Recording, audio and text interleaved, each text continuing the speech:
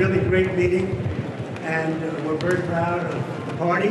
We like everybody really in the room. I don't like a few people, but that's okay. I think you know who they are. But I'll give you that information someday. The Save America Act. Everybody wants it. Everybody is it, including Democrats. 87% of Democrats want it. Not the leaders, because they want to cheat. Their policy is so bad, they're unelectable. So, as you may have heard, we got a pretty disgraceful ruling out of the Supreme Court today that effectively upholds the election month phenomena that we just witnessed in California. It will be allowing states to keep on accepting mail-in ballots that come in after Election Day. And we'll break down why this travesty happened. Amy Coney Barrett. But at the same time, while there's a lot of outrage right now at the Supreme Court, as there rightfully should be, I think it's worth noting they're not the only problem in this scenario, because for reasons we'll explain, if the Republican Party on the national level, and specifically in the Senate, would simply codify the SAVE Act and simply pass federal statutes that actually regulate, for example, the practice of election month, we could get this done very easily, which is exactly something that Trump pointed out today, but that's something I want people to not lose sight of.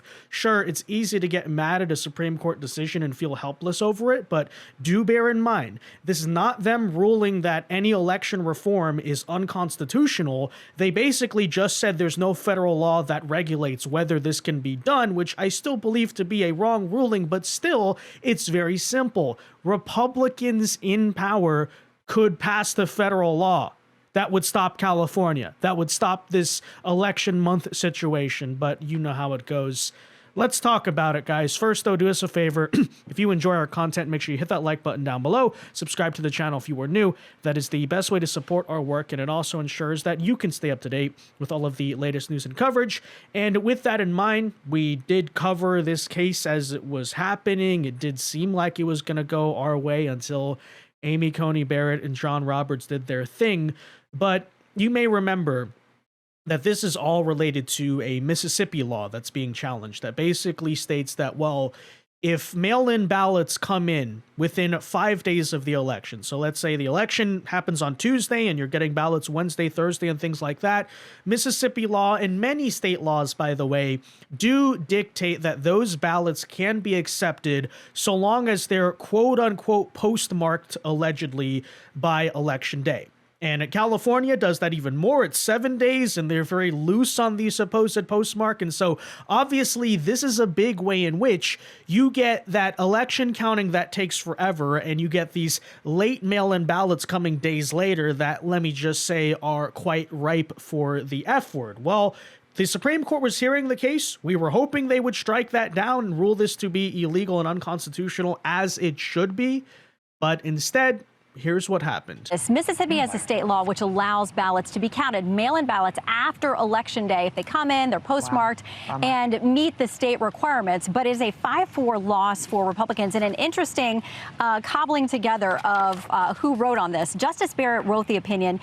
Justice Roberts joined her along with Justices Sotomayor, Kagan, and Jackson. So those 5 stuck together on this. The dissent comes from Justice Alito. Thomas Gorsuch and Kavanaugh joined him. And essentially what the majority said is that these federal statutes setting Election Day don't prescribe, or they don't stand in conflict with states that want to say, okay, we have a procedure to count ballots after Election Day.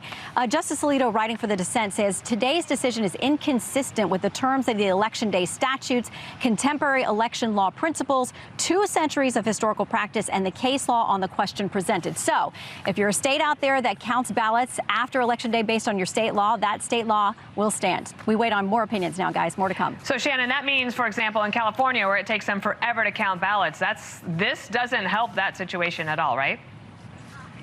It does not, because basically they're deferring to the states on when they can count those ballots after Election Day. They say the federal statute may set Election Day, but these states that have allowed for procedures outside of that and the way that they collect and how and when they collect those ballots, those state laws are going to be good. And look, the dissent makes a very strong point, which is that if the federal government is setting the deadline and the date for Election Day, does it not inherently undermine that federal Election Day for states in national elections, especially, to be continuing the acceptance of ballots, not even just vote counting, but the acceptance of ballots up to a week after the federally declared election day. Well, you would think that is the case.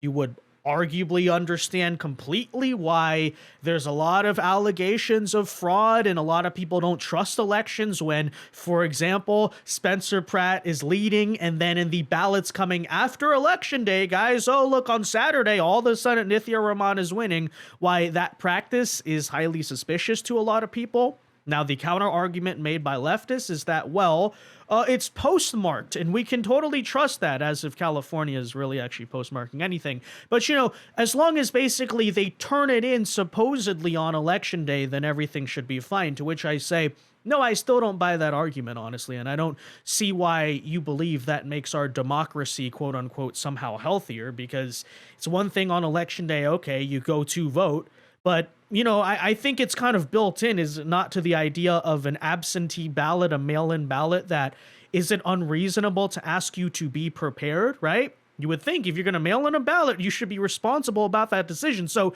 even without the allegations of fraud and mistrust, it's still fundamentally enabling very irresponsible people who probably shouldn't be voting to begin with. And very likely you'd have to imagine all of the left-wing ballot harvesting that goes on there, even if it's supposedly legal maybe in some states to do it that way.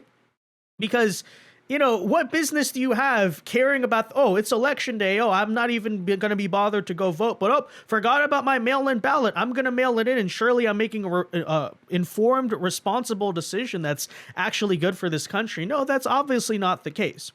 I'll make an analogy here, because when I was in college, and I'm sure our older audience will have no relation to this, but when I was in college, almost all of our assignments we turned in online, right? We're in that era already. And I remember one thing a professor said at this first day of class was that, hey, if you know, you have a window to get the assignment done.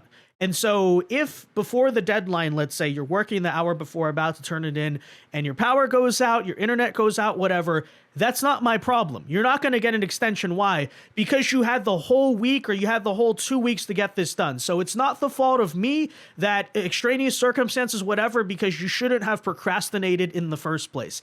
And that basically summarizes the same exact way I feel about this, oh, let me mail in my ballot on election day, right? That type of insanity. I feel the same exact way about that. Besides the fraud, besides the many ways in which that can be abused, even if you want to say, oh, but it enfranchises more people, it expands the access for more people to vote, I still think that principle is fundamentally wrong and ridiculous, because why would I want someone that stupid, that errant and irresponsible, that, oh, let me mail in my ballot on election day, understanding it's freaking election day already, right? And can't even be asked, oh, go to the polls and vote. Why do I want that person influencing my quote-unquote American democracy to begin with? And so many reasons why I find this principle to be ridiculous, but in terms of the legality of it, yes, I think it's a great point. Again, the federal government sets the election date. States are basically undermining the election date by doing that. But still, nonetheless, you can see the very reason why this all went down. It was a 5-4 decision. Roberts, who is very squishy, ruled with the liberals. And of course, we have Justice Amy Coney Barrett, who ultimately wrote the decision. And it's very interesting. You know, a lot of people ask what happened to her. Well, you can even notice in the photographs, right? The difference. This is her in 2020. This is her in 2026. She transitioned, okay? She transitioned to the other side. What can we say? It's literally like, oh, archetype conservative woman, archetype liberal woman. That's quite hilarious. But so, for example, we look at what Alito wrote in his dissent, saying, finally, today's decision leaves open opportunities for voter fraud that may further undermine Americans' faith in the integrity of this country's elections. Well, gee, you don't say. You don't say. And by the way, you know, being from LA myself originally, the amount of Los Angeles residents I know who are not hardcore Republicans, maybe disaffected Democrats to an extent, who previously thought it was ridiculous. Oh, 2020 election fraud, Trump's crazy, MAGA's crazy, whatever. Who are now coming around to that idea, Having watched what just happened to Spencer Pratt, for example, someone they supported, right? They don't want crazy Ramon or Karen Bass to be the mayor again. The amount of normies I now see moving over to our camp on this is off the charts. And yet what's going on? Not only do you have a Supreme Court that dropped the ball on this, but then secondly, we have a Republican Party who's not using the current maybe political mandate you would think you should have on this issue, right? We may have lost, for example, in Los Angeles, but we did win the argument on election integrity because people saw how insane that was. People saw how insane the principle of accepting ballots a week after the election actually is. And now they're saying, hey, much like Alito points out, this is undermining our faith in elections, and yet we don't have really any action in that regard. But all of that in mind, as much as I will criticize the Supreme Court's decision here, I think it is worth noting what it actually says. So take a look at this. Being held is that the federal election day statutes do not prevent Mississippi from counting absentee ballots postmarked by election day but received after the election. So notice that terminology. This is not the Supreme Court saying constitutionally mandated, we're telling you you have to have election month. What it's just saying is that current federal statutes and federal law does not prevent election month from happening. So the Supreme Court had a chance to bail us out here. Obviously they didn't. But what it's also saying, I hope you notice that, is that if the Republican Party right now passed federal election day statutes that prevent Mississippi and all these other states from practicing those types of things, that everything would be fine. Which of course shifts us over now to the conversation over the SAVE Act. How long have we been saying that if there was any time to revive the Save America Act, get serious about doing this, because let's be honest, the Republicans in the Senate, I think it's very clear, they're not even trying. They don't even really want to pass it. They're not trying to figure out any creative ways to do even a talking filibuster, get around it, get parts of it done at least through reconciliation. Get creative. Nuking the filibuster might be the easiest way to go. But you seriously mean to tell me if we put all of our great brain power behind this, there isn't some way you could implement at least aspects of the SAVE Act, right? That's ridiculous. Again, I think it's very clear that for whatever reason, there's a portion of the Republican Senate who's intentionally holding this up. They refuse to even revive a national debate around it. And it's quite perplexing, first of all, to watch that happen after the Los Angeles election situation. But now, following the Supreme Court basically saying, hey, we're not going to pass the Save America Act for you, Congress. That's your job. You have to do this.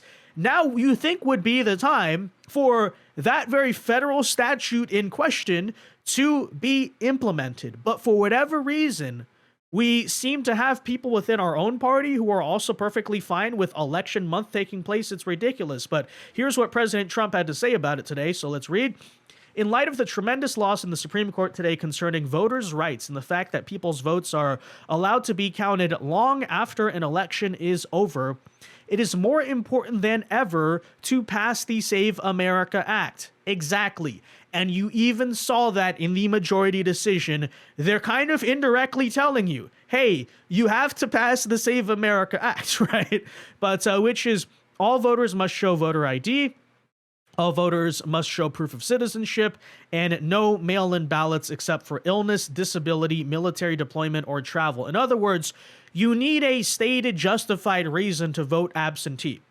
No more, by the way, also of this practice, for example, in California and many West Coast states, of simply mailing a ballot to every single household, regardless of whether or not you request one, which obviously can create very serious problems, right? If people move, change addresses, they're still getting ballots. Stuff gets lost in the mail, stuff happens, right? So all of that type of concern around maybe like universal mail-in voting. So it would also get rid of that.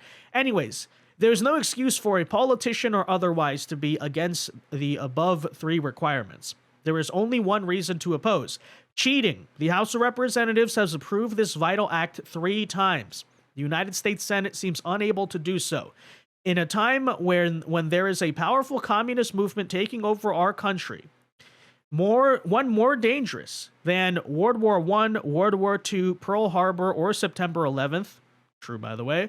All Democrats and our 5 Republican Senate holdouts, Lisa Murkowski, Susan Collins, Tom Tillis, Bill Cassidy, and Mitch McConnell, which seem to be, those are the holdouts apparently. Now we're learning the specific names from Trump's mouth himself and not just like Axios rumors or something like that.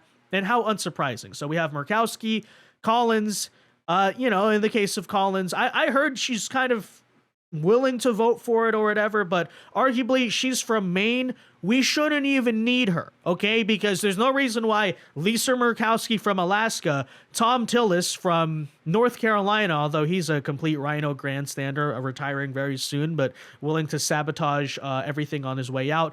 Bill Cassidy out of Louisiana, same situation. A loser who got 25% of the vote as an incumbent senator in his own primary after he tried to impeach Trump after January 6th and then act like he didn't do anything wrong. He wants to sit here and be this annoying grandstander. And of course, Mitch McConnell. You notice too, all these people are retiring.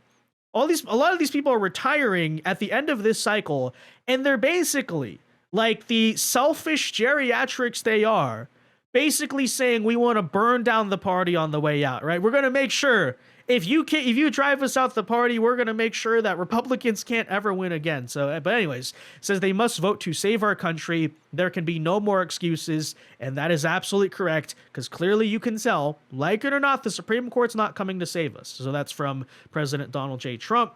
100% agree. And that basically summarizes my exact thoughts on it. Now, on the flip side, I do think it's worth noting that, hey, it was not an entirely bad day from the Supreme Court. It's basically always comes down to how those swing votes, we'll call them, right, go on the court. Usually Roberts, Barrett, sometimes Kavanaugh, not always, right?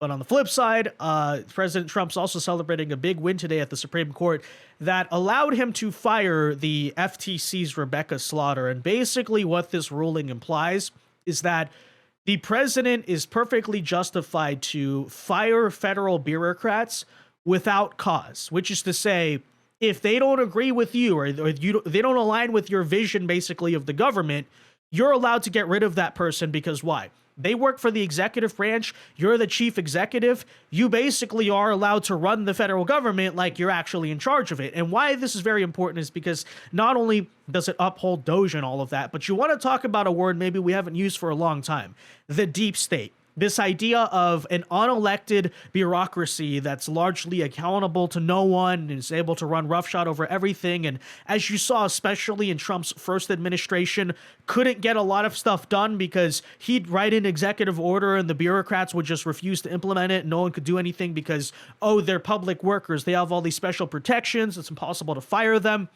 That now, basically, the Supreme Court said, no, you're allowed to fire federal bureaucrats without cause, which means this idea of a fourth branch of government that never existed in the Constitution, which is known as the bureaucracy, right? The idea there's some autonomous branch that can act alone or whatever, and it's not just an extension of the executive, which means the executive gets to control it. That's now going away. So I also don't want to underlook this. That's actually very important for the future of our country and for government as a whole, right? Because obviously that sort of like deep state Leviathan issue, not just in places people think about like the CIA or something, but even in more boring quote unquote agencies, like let's just say, I don't know, the FTC, right? The EPA, places like that. This bureaucracy problem really got a huge blow today. So I certainly view that to be good news, but well, is it going to matter? Does it matter we're crushing the deep state, I guess, with this ruling if we don't have transparent elections? I think there's also questions to be had there as well, which is why, again, the conclusion of today is what, folks? As is the conclusion of maybe many different things in our country. Republicans must pass the SAVE Act. It's that simple. But anyways, that said, let me know your thoughts. Be sure to leave a like on this video, subscribe to the channel if you are new, and until next time, God bless and peace.